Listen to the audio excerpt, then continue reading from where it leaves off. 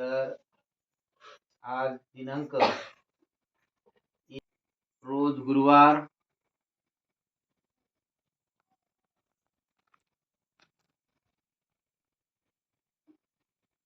वर्षावसाच्या निमित्ताने आज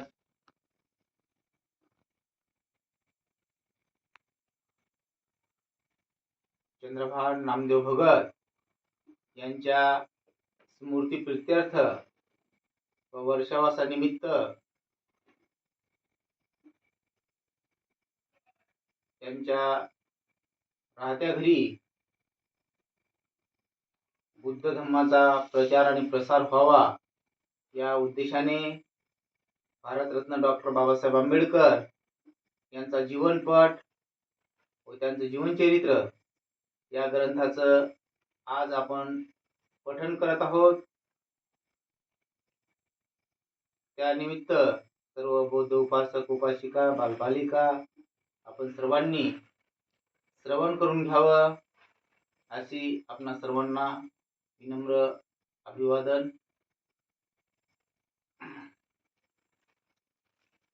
तर आज सर्वप्रथम भारतरत्न डॉक्टर बाबासाहेब आंबेडकर या ग्रंथाचं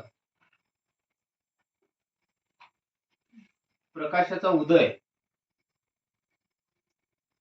म्हणजे बाबासाहेब आंबेडकर एक ज्वलंत प्रकाश म्हटलेला आहे आणि बाबासाहेब हे एक सूर्याचं प्रतीक आहे आणि त्या सूर्याचं प्रतीक म्हणून त्यांची एका मास्तराने रेखाटलेली कथा आपण आज श्रवण करणार आहोत. तर प्रकाशाचा उदय म्हणजे या पृथ्वी स्थलावर डॉक्टर बाबासाहेब आंबेडकर यांच्या रूपाने एक प्रकाशमान या जगाला प्रकाश निर्माण कशा पद्धतीने होतो आणि या जगातला अंधकार नाहीसा कशा प्रकारे होतो, तरी हे आज आपल्याला या पाठामध्ये कळणार आहे. तर ती कथा आपल्याला एका मास्तरांनी म्हणजे अण्णा मास्तरांनी रेखाटलेली आहे. अण्णा मास्तर आता शाळेतून सेवानिवृत्त झाले होते. आता ते त्या शाळेत शिक्षक नव्हते, तरी पण गोष्टीच्या तासाला ते नियमित शाळेत येणारच होते आणि मुलांना गोष्टी सांगणारच होते, कारण मुलांचाच तसा हट्ट होता. सर तुम्ही शाळेत आलेच पाहिजे, आम्हाला गोष्टी सांगितल्याच पाहिजे. आणि अण्णा मास्तरांनीही कबूल केलं. म्हणजे त्या मुलाला बाबासाहेब आंबेडकरांच्या रूपानं या प्रकाशाच्या संज्ञेनं या मुलांना या लोकांना या जगाला बाबासाहेब कशा पद्धतीने पटवून द्यायचे आणि बाबासाहेब कशा पद्धतीने सांगायचे, तर ती समग्र कथा त्या मास्तरांनी कशा पद्धतीने रेखाटली आहे. त्यासाठी सर्वच मुलं आतुरतेने त्या मास्तरांना म्हणायचे की सर तुम्ही जरी शाळेमध्ये निवृत्त झाले असाल तरी पण तुमची जी वाणी आहे आणि त्या वाणीमधून जे बाबासाहेब आंबेडकर आम्हाला कळणार आहेत, तर इतरांच्या वाणीमधून आम्हाला कळणार नाही असं त्या मुलांचं म्हणणं त्या शिक्षकाला होतं. मी रोज गोष्टीच्या तासाला शाळेत येईन आणि गोष्टी सांगेन. मुलांना आता गोष्टी ऐकण्याचा छंद जडला होता आणि अण्णा मास्तरांचं तर ते व्रतच होते. म्हणजे त्या लेकराले छोट्या मोठ्या गोष्टी ऐकण्याचा एक काय झाला होता, छंद झाला होता. त्यांना ती आवड निर्माण झाली होती की जणू काही एखाद्या कथेसारखं विश्लेषण करून आम्हाला मास्तर सांगताहेत. म्हणून ती कथा आमच्या योग्य रीतीनं लक्षामध्ये राहते आणि डोक्यामध्ये रुजून राहणार आहे.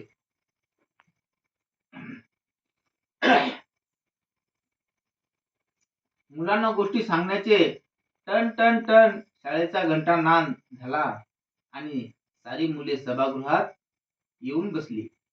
अण्णा मास्तर केव्हाचेच आले होते. त्यांनी कौतुकाने मुलांचे स्वागत केले. कसलाच गोंधळ न करता सारी मुले शांत आणि शिस्तीने बसली.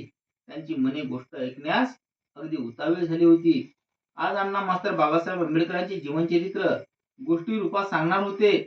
आजच्या गोष्टीचे नाव होते प्रकाशाचा उदय. म्हणजे त्या मास्तरानं त्या मुलांना काय सांगितलं होतं, की आज मी तुम्हाला डॉक्टर बाबासाहेब आंबेडकरांची एक कथा सांगणार आहे. आणि ती कथा म्हणजे या प्रकाशाचा उदय. म्हणजे बाबासाहेब आंबेडकरांना एक सूर्याची उपमा, एक तेजमय सूर्य, ज्ञान सूर्य, दीपमय सूर्य, प्रकाशमान सूर्य, अशा कितीतरी उपमा, ज्ञानाचा सागर, ज्ञानाचं प्रतीक, म्हणजे अशा अनेक अनेक संज्ञांनी बाबासाहेब आंबेडकरांचं रूप काय झालं होतं, भरलेलं होतं.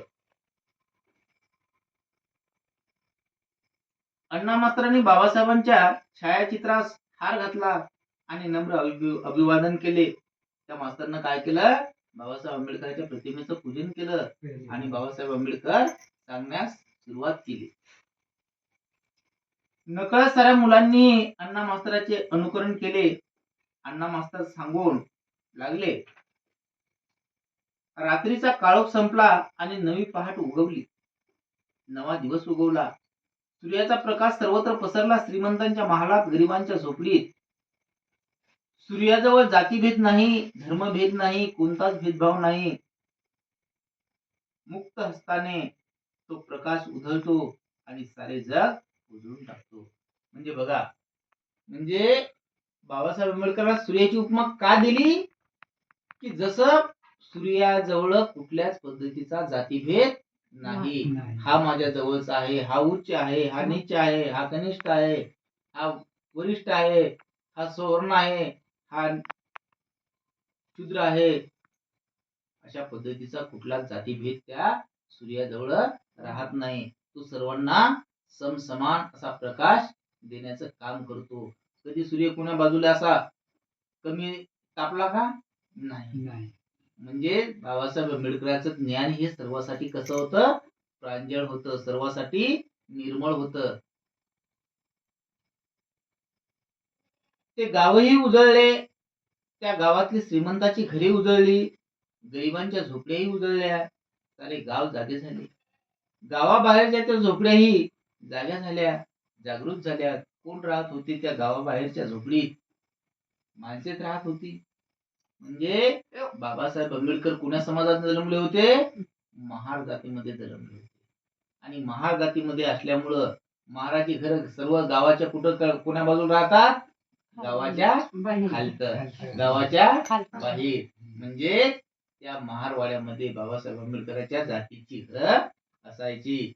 पण त्या गावामध्ये सारी घर दाळ झोपड्या गिपड्या सगळं काय झालं होतं, या बाबासाहेब आंबेडकरांच्या जन्मानं, बाबासाहेब आंबेडकरांच्या प्रकाशानं काय झालं होतं, एक निर्मळ झालं होतं, प्रकाशमान झालं होतं.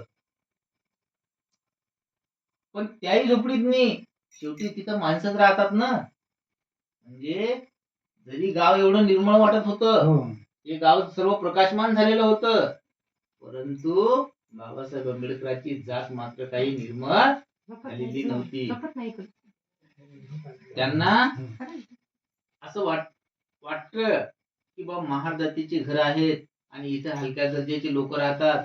मग त्याच जागेवर मग काही माणसे गावाबाहेर का राहत होती, म्हणजे अशा पद्धतीनं त्या मास्तरांना विचारलं लेकरांनी. गावाला त्यांचा विंटाळ व्हायचा म्हणून.